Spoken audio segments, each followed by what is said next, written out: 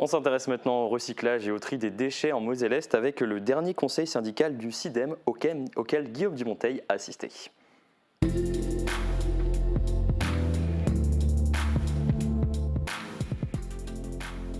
Alors Guillaume, s'il y a un point qui a bien particulièrement nourri les échanges lors de ce conseil, c'est la qualité du tri des déchets recyclables qui pose toujours problème.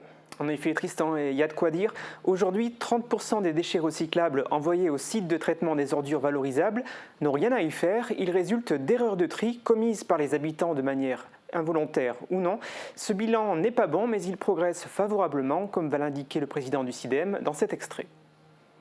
Et on était bien au-delà des 50, donc on s'améliore, mais je crois qu'il y a encore mieux à faire. Si on pouvait tomber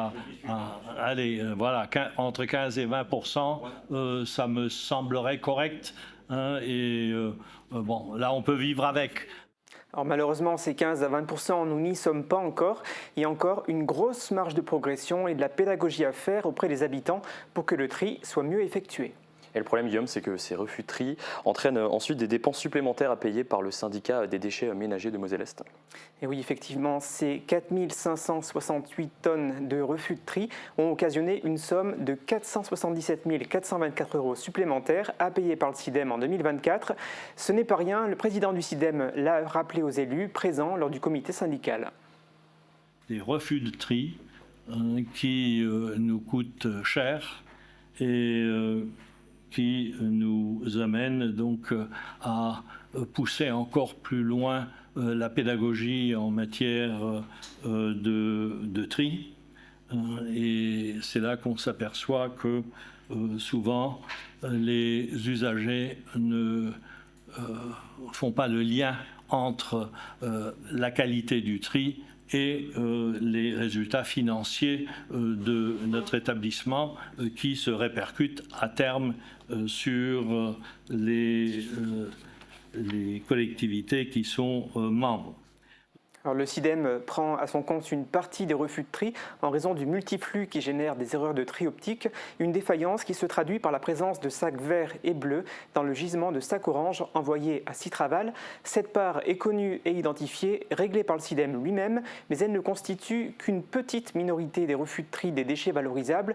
Le reste est dû aux erreurs de tri commises par les habitants et il est refacturé aux 10 intercommunalités qui adhèrent aujourd'hui au SIDEM. Alors Guillaume, quelles sont les raisons qui expliquent ce volume encore important d'erreurs de tri ? Alors, les erreurs de tri peuvent être volontaires et commises par des habitants qui, de toute façon, ont décidé de mal trier leurs déchets parce qu'ils sont en colère, estiment qu'ils payent trop d'impôts ou encore que le recyclage et par extension la préservation de l'environnement, cela ne les regarde pas.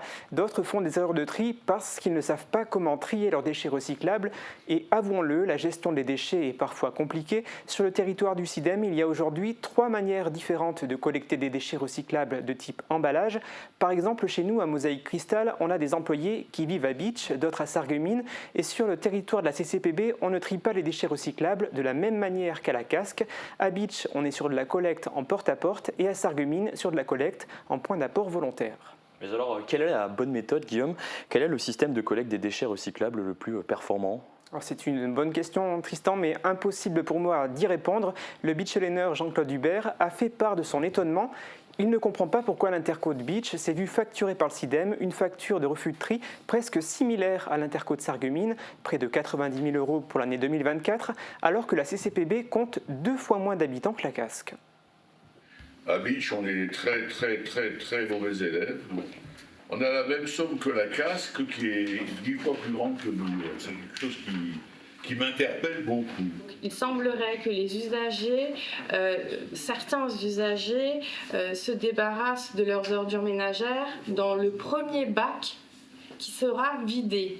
La communauté de communes du Warnt, qui a un système similaire à la communauté de communes du Pays de Bitche, a bien une fréquence de collecte hebdomadaire pour chacun de ces flux.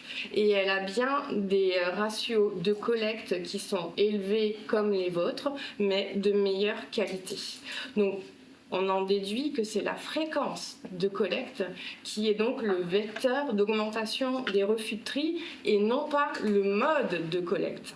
Et il semblerait que le projet de redevance incitative à la levée et également un impact négatif sur la qualité du tri, puisque la levée est sur le bac des ordures ménagères. Oui. Donc les gens se débarrassent de leurs ordures ménagères dans le bac de collecte sélective.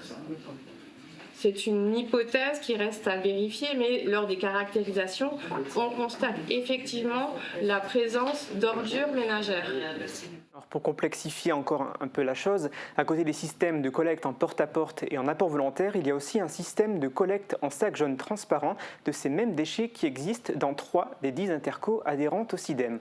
Bref, c'est compliqué. Pour information, aujourd'hui, le coût des refus de tri s'élève à 165 € hors taxe la tonne.